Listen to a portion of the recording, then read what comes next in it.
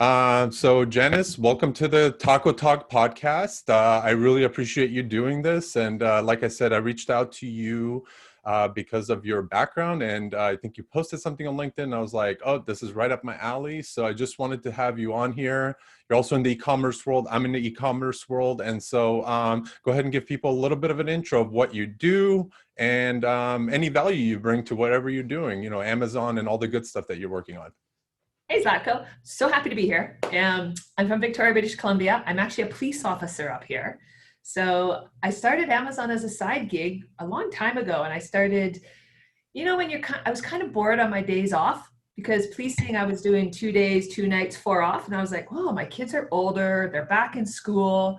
I'm like, what am I going to do on these 4 days off? Especially when it was during the week and my kids are at school. And I'm like, Janice is bored. So I was looking on YouTube and I found this really cool thing called Amazon FBA. And I know there's so many acronyms. So Amazon FBA is fulfilled by Amazon, which means you kind of send everything to Amazon, products you want to sell, and they sell it for you. Did you know that anybody can sell on Amazon? I did not know that. Yeah. Yeah, I was aware of that. Yeah, I was aware of that. I didn't way back when. So when I first discovered it, I was like, okay, this is kind of fun. And then I discovered RA, which is also retail arbitrage, about 4 years ago. I'm like, okay, wait. You mean I can go shopping, find items on sale, so I satisfy that urge to really shop, and then I can resell for more money? I was like, boom! Explode head emoji. It was so much fun. And I started making money and I was like, whoa. And my husband's like, okay, so you're getting paid to go shopping? I'm like, yes, I buy stuff on sale. I resell it on Amazon, and then I started buying it in Canada on Canadian dollars and reselling Amazon States for American, which is like, 10 cents Canadian is like $1 American or something like that. Yeah. The exchange rate, right? It's crazy. Crazy. So I was doing that for a while, and I'm like, okay, this is fun. But in the Amazon world, there's this thing called the buy box, which means if you are the seller on the listing and they click buy it, you get the sale. But sometimes retail arbitrage with buying stuff on sale and reselling it, there'll be a lot of sellers on the same listing. And I hated the competition. I'm like, this sucks. So I was like, okay, what can I do now? And then I discovered private label. Oh yeah, there you go. So I started developing my own brands, and we can talk about that later. I have 2 brands, and I'm a bit different than Amazon sellers. I have no qualms talking about what my brands are and the names and everything and what I sell. So I've developed 2 6-figure brands now. Everything was growing exponentially. Remember, this was a side gig. Right. And then I was like, okay, wait, this is kind of fun. And I was like, okay, how am I going to grow my business more? So I was expanding off of Amazon and doing sales funnels and stuff. And then I got hurt. Okay. Oh, on the job? On the job. Okay. So imagine this. Okay. I'll tell you a story. Up here in Canada, I work by myself. So I was in uniform by myself on patrol. And a call came through. A guy had just had his laptop stolen at about 1 o'clock, 2 o'clock in the morning. And he was tracking it on his iPhone, which it happens quite often. He's like, okay, my laptop is northbound on this street. The person my laptop just took a left turn. And I was listening to this on the radio. So I'm like, I think I know where this guy is going, because I knew the area. Okay. So I tucked my police car in and I just waited. And I was only there for about 30 seconds. And then I see a guy pop up from behind a building, all dressed in black backpack, hat on, pulled down low. And I'm like, oh, that's got to be the guy. So I get on my phone, like, police, stop. And he looks at me and I look at him and I'm like, uh-oh, this is going to be bad. And the chase was on. Oh, man. So, Zlatko, my 20-year-old brain told my 47-year-old body at the time, wearing 22 pounds of gear, that it was a smart idea to chase this person. I should have waited for K9. Yeah. So Janice is humping it down the road, chasing this guy, going, what am I doing? I'm radioing in where I am. I get the guy cornered. I'm like, okay, this is good. I'm like, just stay where you are. And I'm waiting for another partner or somebody to show up. And then it's that look again. He looks at me and I know he's high on drugs. You can tell from the eyes and how he's reacting. And I look at him and I'm like, oh no, this is just going to be bad again. And he comes up the hill, hops the fence at me where I am. I go to grab him and we both turn together and fall on pavement in the parking lot. So now I've got my ripped pants, blood coming out of my knees. He's fallen, dropped the backpack with the laptop in it, by the way. Okay. And then he takes off running again. And luckily at that time, my partner came in and started chasing him and taking over the chase. And there was a taser involved. There was pepper spray. Eventually he came around the building and I kind of knew where I was going. So I went across the road and had my gun out and said, okay, enough, get down the ground. I yelled, I'm not going to yell on a podcast. Yeah. But after we got him arrested and stuff and the adrenaline came out of my system, I was like, uh-oh, I really just hurt myself bad. And about 2 months later, I was walking with a cane because of the chronic pain in my back just went and my career was over right there. Boom. Oh, man. And I'm sure you have people listening to this podcast where a life-changing event has happened, especially with COVID going on right now and businesses crashing there. Yeah. And you've had to pivot, right? Well, it was at that moment I had to pivot, but it took me a couple months. I went through a depression and I went through, is there anything else I can do besides being a cop? Because I had that cop mentality. I'm like, I only know how to catch bad guys. Like, what can I do, right? Right. And then I was like, okay, wait, I can do Amazon and I love it.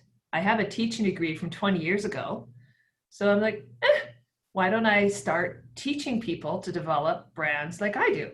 So that's what I do now. And so we have e-commerce Queen Bee, and I help other people develop brands and pivot and sell on Amazon. And it is so much fun.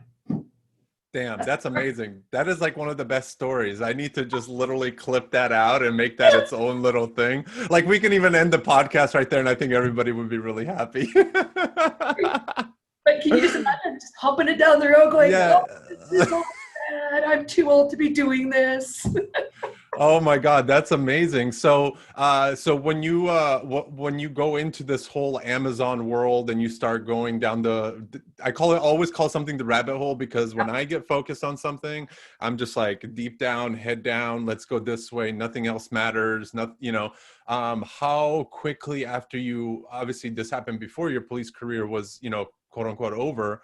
How long did it take you to actually, let's say make your first sale and then see it as like, oh, this is actually a business that I can actually work on? Well, when I started with retail arbitrage, because I always recommend that people kind of start with that just to see what Amazon's about.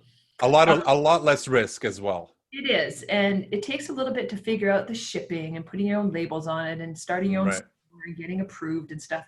So really, I had my first sale in a month, but I'm probably like you. I go headlong into things. I'm more of a doer. And I make a list of, okay, I have to do this today. As long as I can get these things done today, I can do the next step tomorrow. And it's step by step. I don't look at the whole picture. Of course. Step by step. And how are you, because I know sometimes there's different, tools and different things that you can use, like, people are using task management tools, people are using shipping apps, people are using, everything across. Are you a hand-on paper type of person? Did you go all tech-based, or did you just kind of figure everything out at once type of thing? Because I know for me at some point it was, oh, there's a tool to do that. And it's like at some point you get oversaturated with tools and you just kind of need to like weave things out. How did you organize yourself? Because I think that's a big piece too, because you can go deep into something and then not think about, let's say, registering a business or doing this or doing that. Like, how did you get into that whole thing? Or where's your knowledge come from, I guess? So I guess I've changed a lot. So back then I wasn't even cell phone calendar, because trust me, I've missed my share of court dates because I lose what it is in my calendar. So I was paper calendar way back when. Okay. Started with that. And then I was like, okay, I'm trying to keep up here, but people were sending me invites on my phone and I was trying to figure out how just to accept them. So it goes into that calendar. So now I use my calendar. I am huge into having a whiteboard. I'm not in my office today, but I usually have a whiteboard right behind me because I'm a very visual person. I like just writing things down, mapping things out, especially if I'm building a sales. Let me show you. I think you'll appreciate this. There's it. See those little boxes. Yeah, there you. My day. Yeah. I'm done. I'm out. Ciao. Another whiteboard person. Yeah, I'm like, an idea comes in, I'm like straight to this whiteboard over here. Yeah, that's exactly it. I love my whiteboard. But you know what I do now? Because I have people working for me now, right? Okay. Like Commerce Queen Bee. I use Trello. Oh, nice. Okay. I'm an Asana user myself. Love Trello. Asana's the same thing. Right. Pretty much the same thing. Yeah. Yeah. So Trello, it's all about a work board, and I have my marketing team down in California, down in right outside of LA, but they have virtual assistants in the Philippines, and we all work on the same Trello board. So the time Perfect. zones and everything doesn't affect us, and we all have to-do lists. And like there's one column on Trello that says Janis's to-do list, which keeps me in line, and they tell me what to do, and they can link where I have to go right off there, like whether it's a Google Drive or Of course. Airtable with some things with Facebook creatives. So I go into there, I do what I have to do, and I'm like, okay, I've done mine. And then I drag my box over to their bucket, right? Right. Review what they have to do. And we just drag things back and forth. That's Yeah. beautiful. That's exactly how we do it. The Kanban style, the Kanban style board. Yeah. No, that's really awesome. Yeah, I think that's and how big is your team overall? I mean, how many people are working for you? Well, I work here, and then my marketing team has 1, 2, 3 people. Oh, very nice. People, right? I'm very much all about the gig economy. Okay, perfect. I don't have Perfect. so my marketing team is kind of full time, but they use virtual assistants, and Okay. I like 2, 3 hours a week kind of thing. And then I've got a couple people on Fiverr that I use all the time.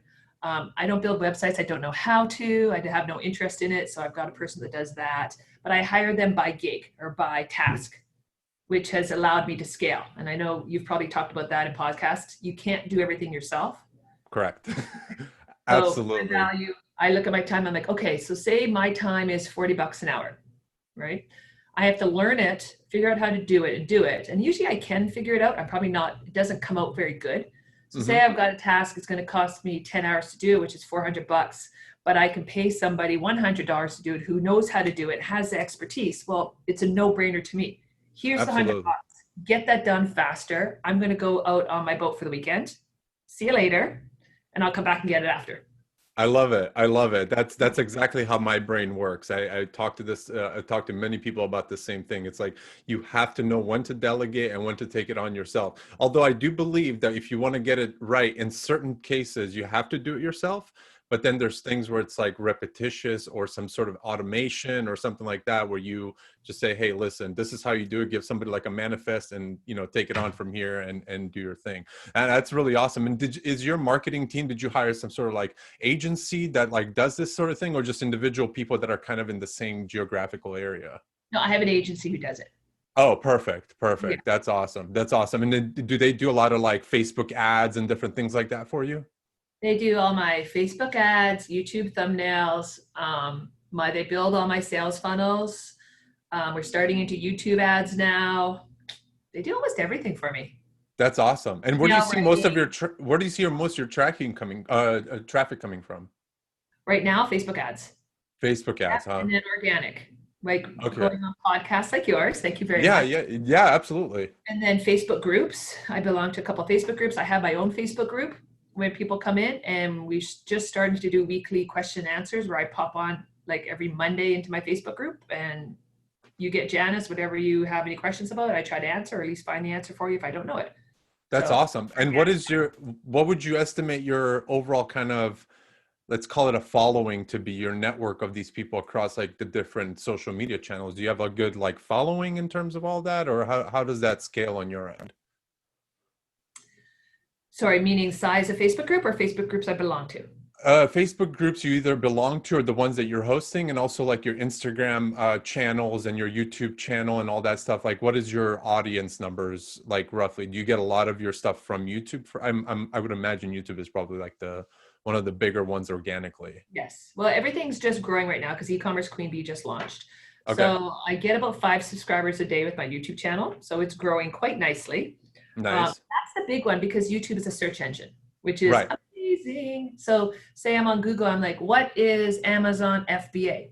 Well, if you have a video just like that, it's going to come up in the search results because Google owns YouTube. Right, right, right, right. So Absolutely. I've got videos just growing exponentially depending on what the video topic is and what people are looking for. Amazon's a hot topic right now, especially selling on Amazon and starting your own store because people have had to pivot. It's been a retail apocalypse, I call it. Right, right. It has been. It's been Like crazy. It's been brick and crazy. mortar stores, you've got to pivot or you're going to close your doors. Like it's been so tough. So by being able to have a product or doing retail arbitrage and selling on Amazon, you can still bring in the online sales and everything, right? Yeah, So I feel like exactly. I feel like retail's going into like either being like if it's a specific product, being one of those showcases, like a pop-up shop for quickly, that you need to have some sort of quick presence. Maybe you're doing like a road show or something like that, and then you move everything online basically. That's how I kind of see things unveiling, especially all this COVID thing stuff. oh, I You know. definitely, or the pop-up shops on Facebook. I've been watching that too, and I haven't done it yet, but I know a lot of friends who are in MLM are starting to do the pop-up parties and Facebook Lives and everything, and they're selling that way. And what has your been on YouTube? What has been like your biggest, I guess, surprise in terms of you posted something you're like, oh, I didn't anticipate this sort of response. Like, is it Amazon related or is it? Amazon mistakes. People Oh, love to see that you aren't the guru of everything, that you make mistakes and you're authentic. So if you're going to put ah, it out there, so I talk about one. Okay. Can I tell you a story? Another one? yeah. Tell me as many stories as you'd like. Do you know Fortnite? Come on. Hmm. Okay. Of course, of So course. my, I'm not a gamer. I'm not a gamer, but I know Fortnite. you know Fortnite. So my Yep. at the time 15-year-old nephew, when it came out, I have a 15-year-old son and a 15-year-old nephew. They kind of live together in the same house. I live with my sister. It's a whole long story, but it works out really well. Okay. So both of the kids were huge into Fortnite, and I was watching this. I'm like, oh my gosh, all they can think about is Fortnite and the or the llama, and I'm just watching these guys just get sucked right into it, right? And I'm like, I wonder if I can make money on this, right? Yeah. So without even asking, silly me, I'm like, huh, I bet, and of course I didn't confirm this, I bet these kids short form it to Fort. They don't, by the way. So then I'm like, okay, I'm going to short form it to Fort. And Supreme was really big at the time too, Supreme clothing. So I'm Yep. like, I'm going to make hoodies that say Fort in the Supreme lettering across. And I'm going to sell them on Amazon. Fortnite has a lot of really big lawyers. Oh yeah. Oh So yeah. I ordered 250 hoodies. I thought they were pretty cool. First of all, I should have verified with the kids that yes, the kids think Fortnite short form for Fort is pretty cool. It's not.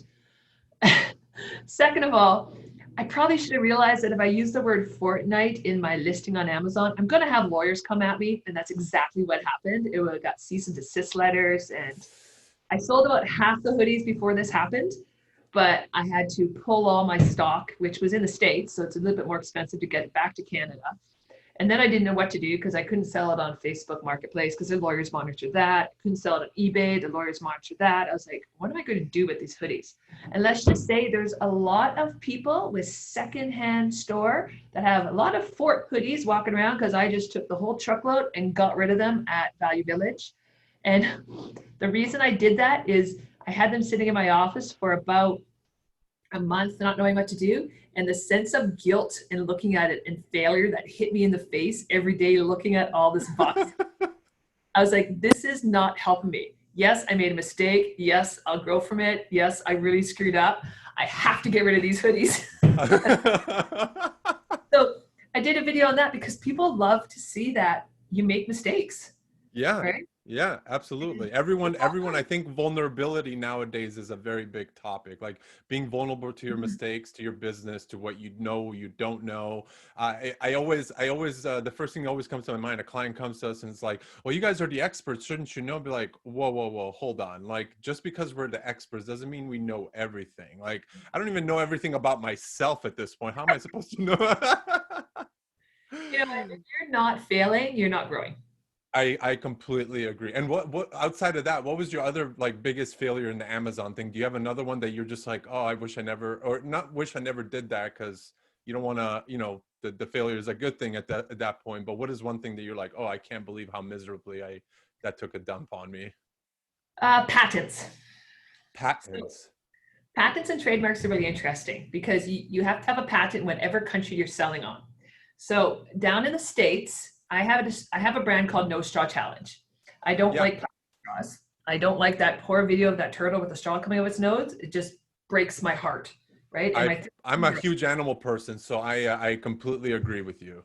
So yeah, so my 13-year-old, I started No Straw Challenge, and she's very much a unicorn. So we have unicorn rainbow stainless steel straws and a whole line of them, right? That's what's selling on Amazon and off Amazon.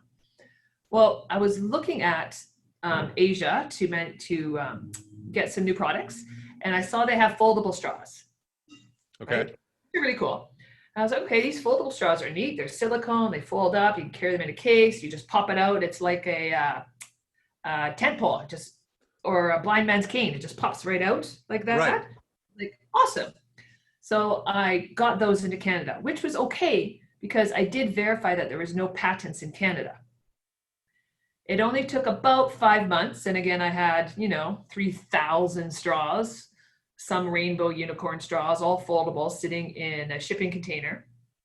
And I get another cease and desist letter. Our patent has come through in Canada, and there's a whole bunch of questions. It was like, how many do you have left? What are you selling them for? Blah, blah, blah, blah. And luckily I have a little bit of a police background. I was reading the letters from the lawyer, because they even wanted me to tell them who my manufacturer was, what other sellers are selling them. Like, there was a huge list. Yeah. And I know my rights in Canada. So I wrote them back saying, thank you very much. I will pull my own product off of Amazon, because that's all I'm required to do. And I will not answer any other questions unless you have a judicial authorization.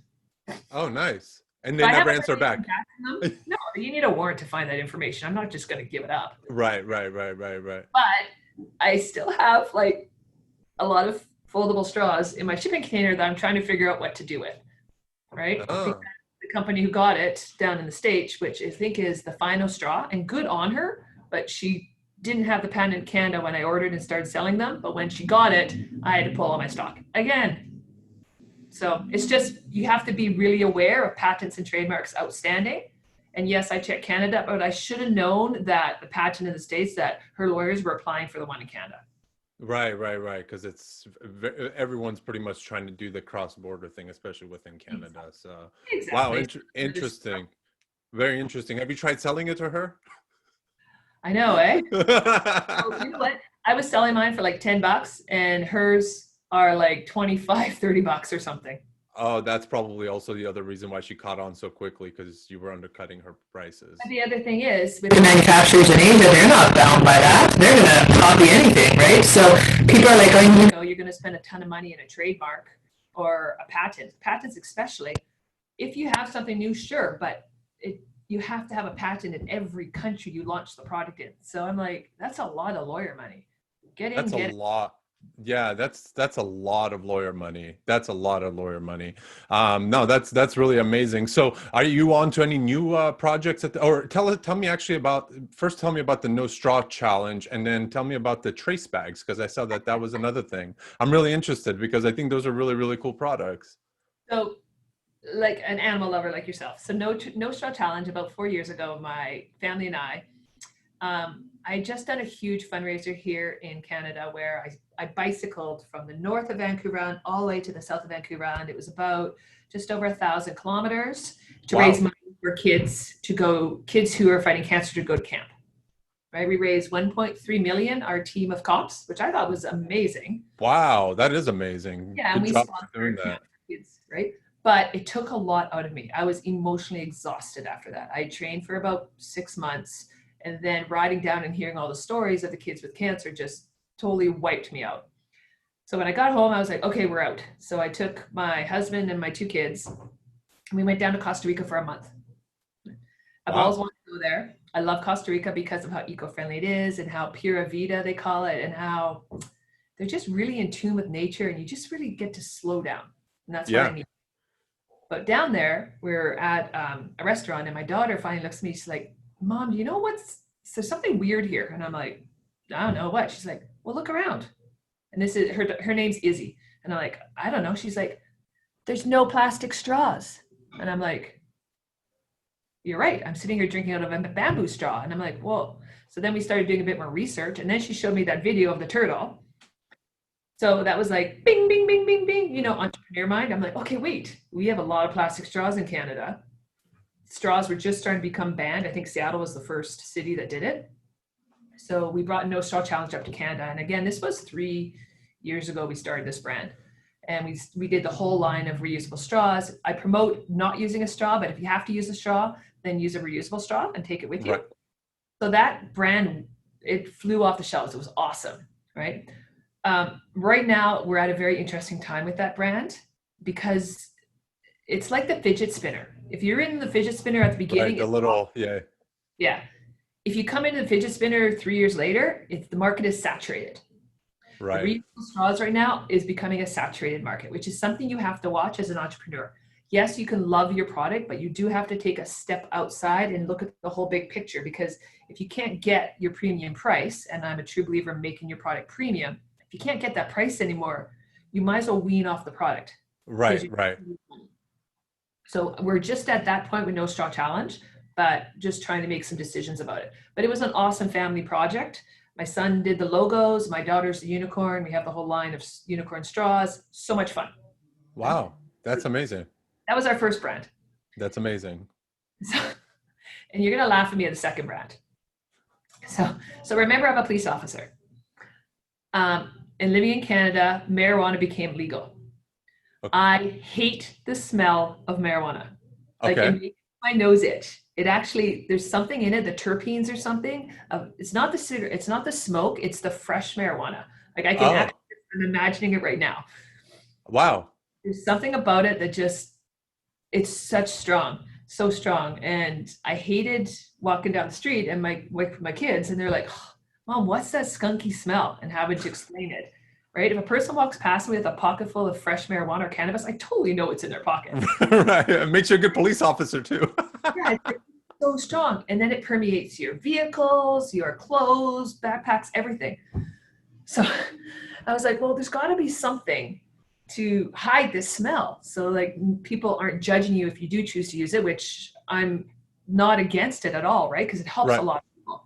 Of course. But if you choose to use it, and there's a lot of judgy people out there, what can you do, or care, like, what can you have to carry the product in? So I discovered no trace bags, which are bags lined with carbon material, and the molecules actually attract the cannabis smell molecules, and it makes them smell proof or go away. It absorbs it. Oh, wow. Yeah, so we started with no trace bags. So we started with a little bag called the Joey, named after my sister Chihuahua, because it's nice and little small.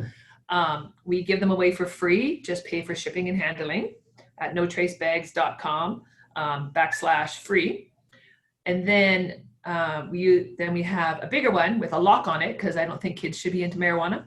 Right. It's an 8x11 with a lock on it. And then I just launched a backpack. Oh, very cool. Very cool. And that can work for camping too, if you gotta, hide your food from bears or anything like that. Oh, so there's definitely multi-use. Definitely multi-use. But And what do most people use it for? Do you get some sort of Cannabis. reviews? Cannabis. Okay, perfect. That's a good industry. That's a good, like, I always think about the cannabis industry is like, you can go in and start selling a bunch of pot and doing the growing and all this other stuff. I think that's, like you said, saturated. That's a market that everyone's trying to get into. I think there's that sideways entrance somewhere that you can get in and be like, hey, I have a product that helps you guys. I'm not trying to tap into your market, but I have something that actually really, really works. That's really cool. I'm impressed. We sell them on Amazon, that whole brand, but we're using sales funnels now too to sell them. And I'm just starting in the influencer market, and we're just building an affiliate program. Oh, very awesome. Very awesome. That's cool. And do you get them manufactured in Asia as well, or?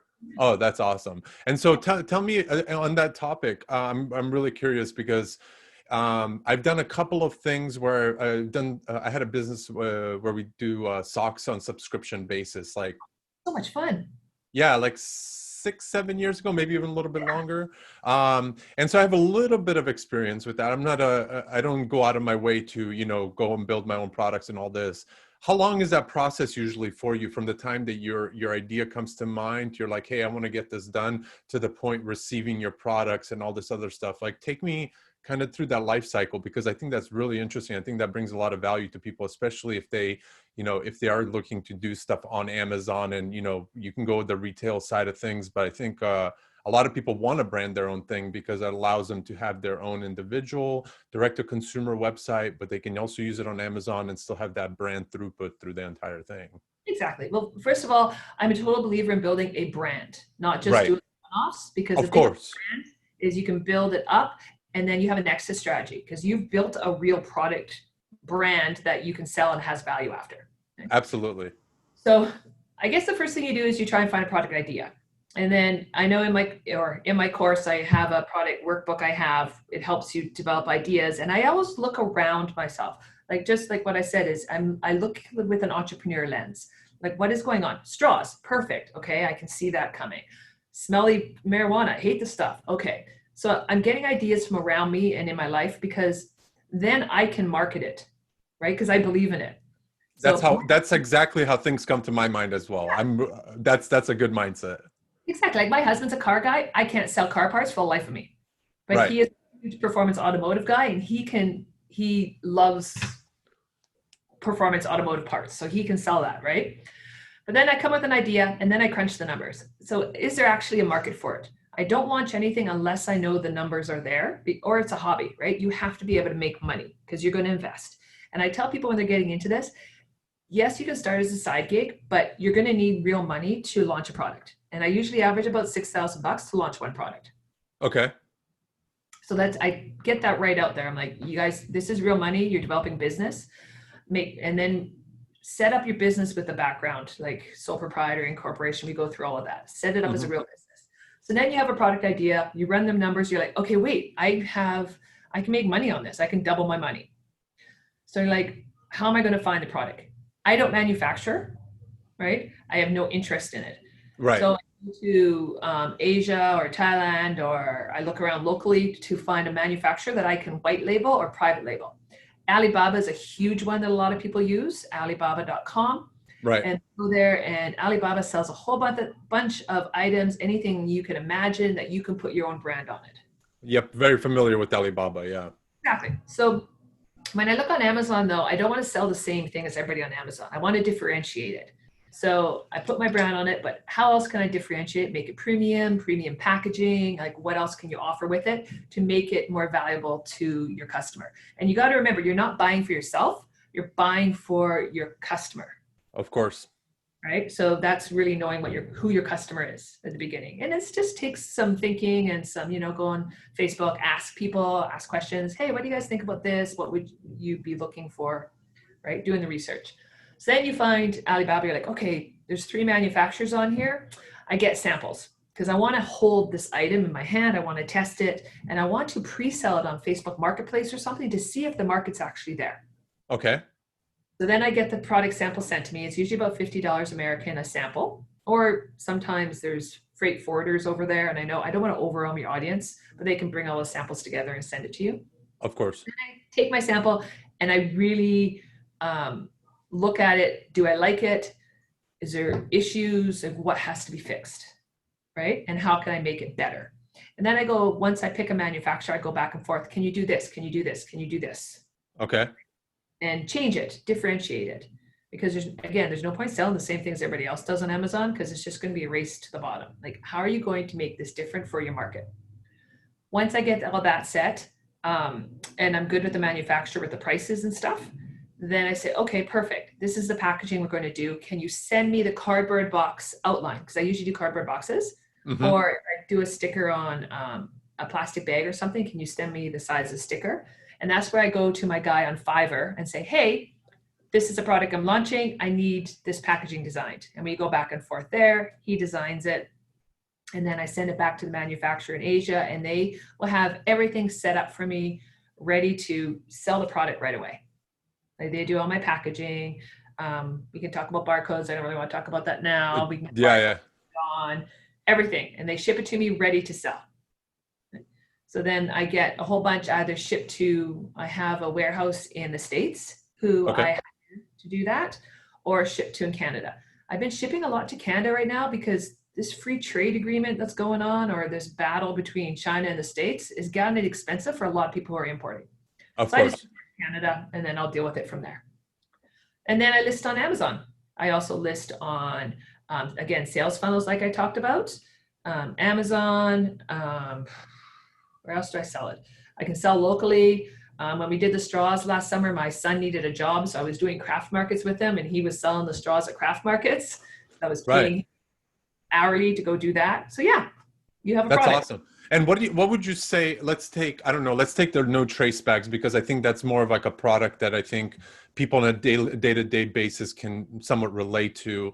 What would you say from the time you had that idea where that smell started getting to you to the point that you actually got the product live? What was the life cycle like? Would you say it's a year period? Is it 6 months? Is it 3 months? Is it what would you average that out to Probably be? have it launched, ready to go in 2 months. It's Wow. 45 days is the longest is for shipping, but during that shipping time, there's so much you can do with regards to building your listing and getting photos and stuff like that. So Of probably two course. months I can have a product launched. That's amazing. That's really amazing because when you describe that whole process, and obviously let's not talk about the patents and all this other stuff. That's a whole nother ball game. But it sounds a lot longer because obviously there's But at the end of the day, knowing how to do it once or twice, you get efficient with it and you know who to talk to immediately.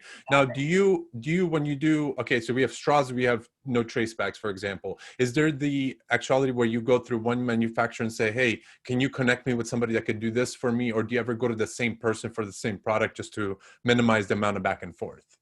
I always actually, once I find a manufacturer that I'm happy with, I stay with them.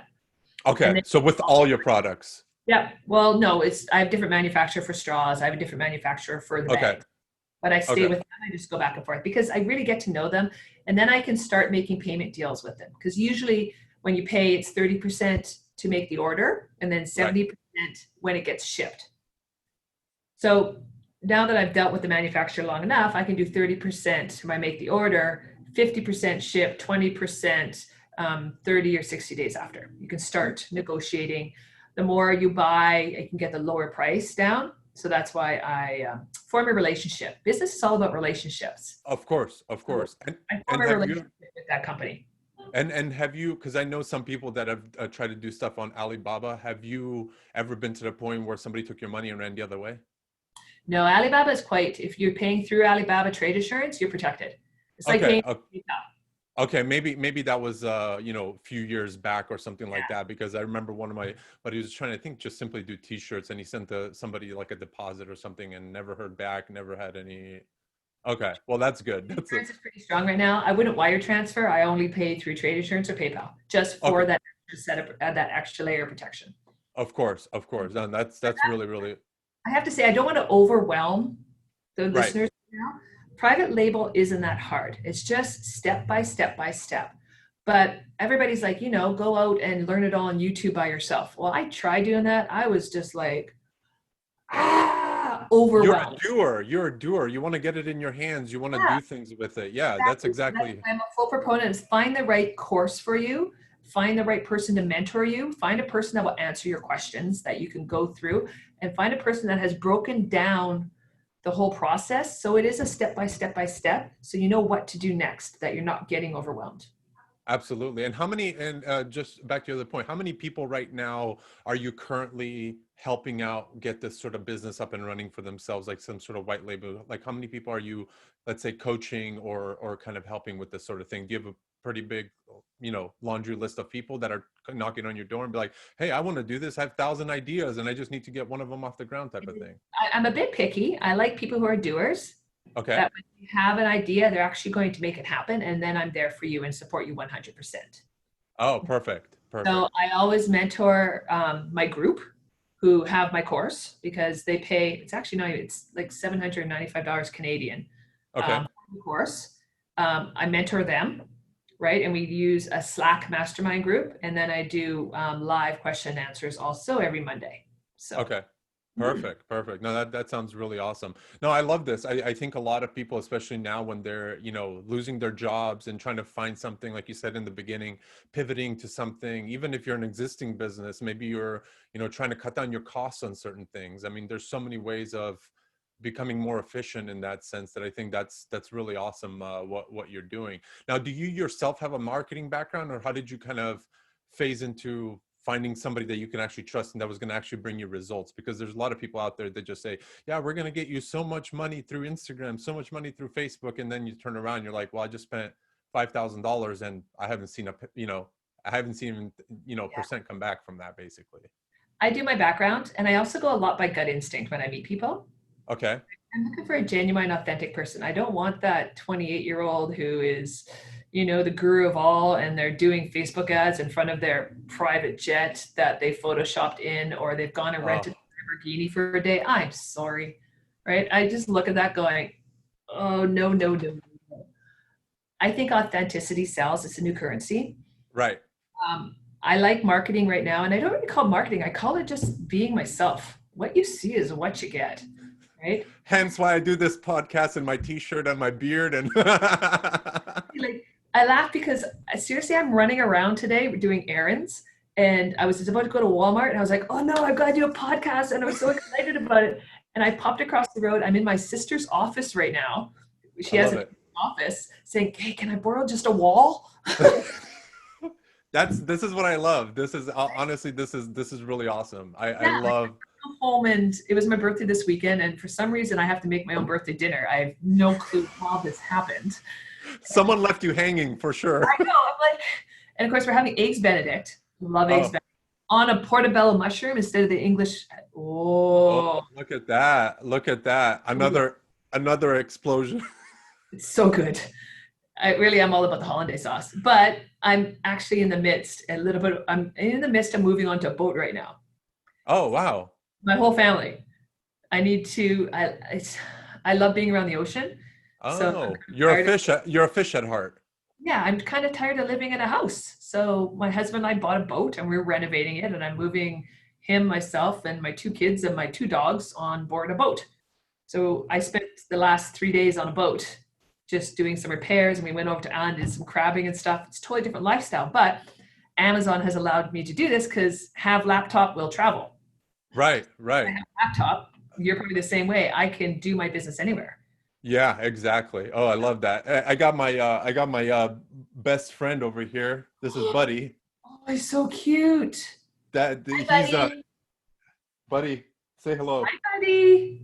He's like, "No, I'm sleeping right now. Sorry, guys." You bug off. Somebody else said the other day said that's your chief nap officer right there. I said, "Yes, exactly." Yeah, no, I like that. Yeah, I'm actually exactly. glad to be in this office because I have a coon hound, and when she hears anything, it's like, it's like, Oh, oh yeah. He's the same way. If I do that to him, he starts talking the same exact way. No, that's really awesome.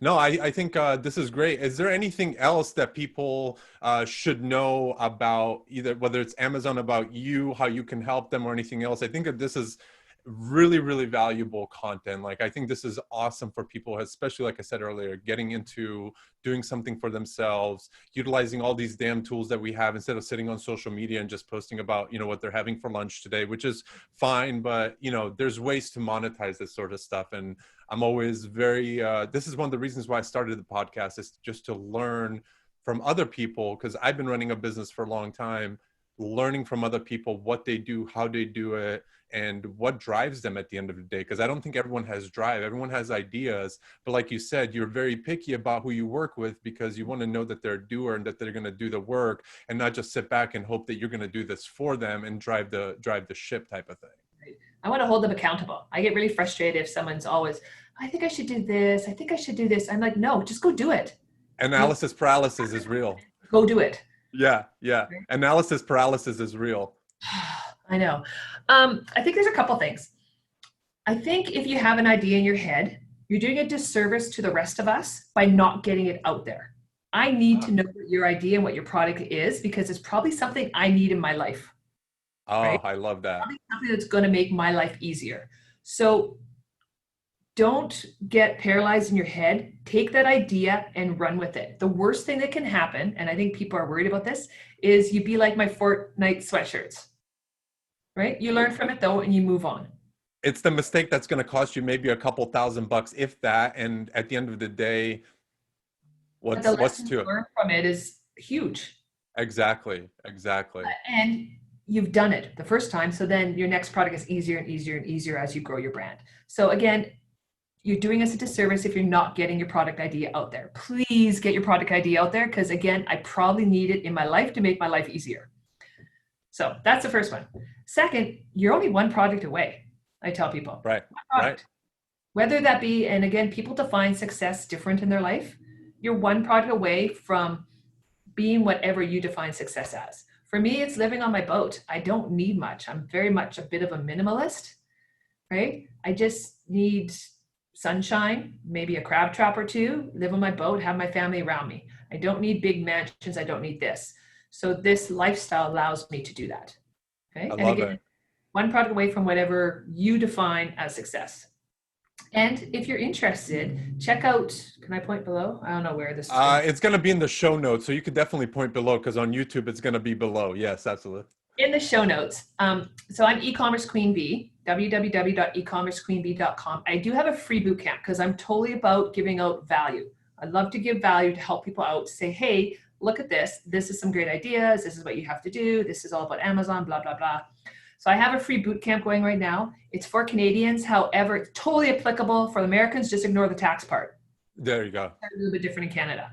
Right. But I am going to come out with an American boot camp first, again, or soon. Again, it's free. And then I go from the boot camp, and then I do have a course. It's 56 videos on how to build a brand and how to list on Amazon and how to sell off of Amazon.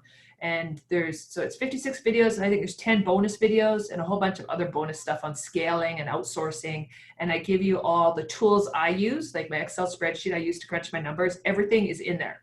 And you've got access to me. I love talking to people and helping them out. I was just answering one girl last night. We were doing Facebook messaging back and forth with questions. I'm there for you, right? I love it. That's all down below. So yeah, that's how you get a hold of me. That's awesome. That's awesome. And then maybe one last question. Across all the different products that people are either reaching out to you about or anything like that, industry and category wise, what seems to be kind of on the uphill rise, if you don't mind sharing that with people? It could be something generic. You don't have to go into specifics. What do you see kind of, I know like workout stuff is very big right now, different things. Like, what do you see go as the upward trend where you start to make you think like, oh, this is interesting? Yeah, home office. Home office, of course. Okay. Everybody's working at home right now, right? Mm-hmm. And home kitchen and anything to make people make their home better, because people are spending a lot of time in their houses right now. That's why the home improvement industry has blown up. Like, have you tried to hire a construction guy right now? You can't do it. Right. So anything about home and kitchen, home goods, anything to make the house better, because people are spending so much time in it, and home office. Of course, Christmas is coming up. I don't know when we're going to put out this podcast, but Q4 is huge, and that's toys. And this online market right now for Amazon, it's going to blow up this Christmas. Absolutely blow up, and we're already seeing that. So. And then my idea that I'm gonna ask for your feedback on, a dog leash that has a hand warmer at the end of it when it's cold out. Yes, please. I would love that. Can you just make it like a mitt? That's exactly what I was thinking. Oh, can you make it glow in the dark? You need a glow in the dark version. There you go. Because it gets dark. I've been sitting on this. I'm one of those people. I've been sitting on this for like a year and a half, this idea that's been twirling around in my head. And I'm one of those people where I'm like, I always give it that like a little buffer period where I'm like, let me see if anybody else is in the same mind state. And I haven't seen anything come out yet. So I might need to contact you. Glow in the dark is big right now, just because, again, it's turning dark so fast. I'm out walking my dog. And I'm like, I can't see my dog because she's black. Right. Warm hand warmer because my hands get cold. Dog leash, glow in the dark, brilliant. Would totally buy that. There we go. There we go. You're doing me a disservice by not making that product. Hey, you might have just motivated me to get this going.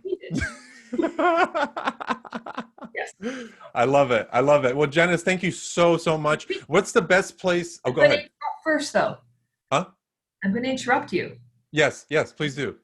People out there, I don't think you realize how amazing these podcasts are. These people spend a lot of time doing them and providing so much value. So give a little back. Just throw down a review. I don't think people realize how important reviews are for podcasters. It really helps them. So if you've loved this podcast and you like Zlatko, you may not. I'm not going to force you. No offense. Yeah, you don't have to like me.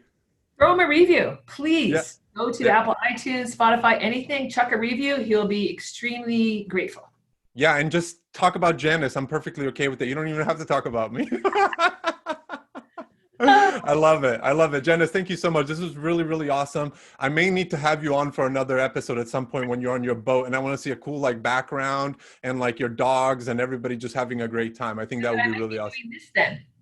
Yeah, there you go. You might be on Rocking like, yeah. on my